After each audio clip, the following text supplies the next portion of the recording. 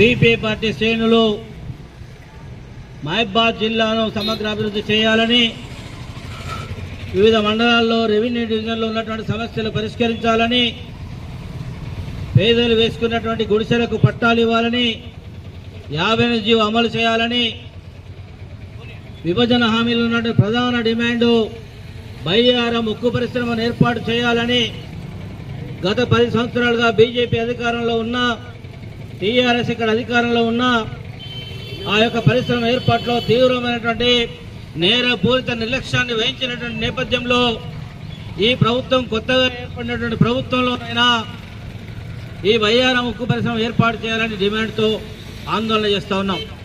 ఇవి కాకుండా సీతారాం ప్రాజెక్టు ద్వారా బయ్యారం పెద్ద చెరువును అభివృద్ధి చేసి బయ్యారం గార్ల, డోర్నకల్, మహబూబాబాద్ ప్రాంతాలకు సాగునీరు అందించాలనే డిమాండ్ను కూడా ఈ సందర్భంగా చేస్తూ ఉన్నాం.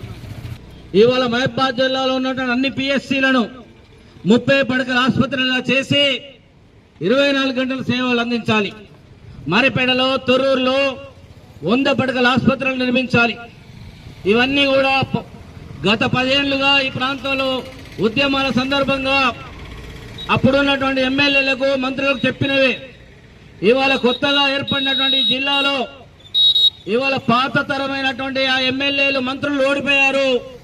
కొత్తగా ఇప్పుడు ఇక్కడ డాక్టర్ మురళీ నాయక్ గారు, డోర్నకల్లో రామచంద్ర నాయక్ గారు, ఆ పక్కనే కోరం కనకయ్య గారు, ఇటు పక్కన మరొక మహిళ, యువ మహిళ యశస్విని రెడ్డి గారు, అదేవిధంగా మంత్రి గారి మరి నియోజకవర్గం ఇందులో ఉంది.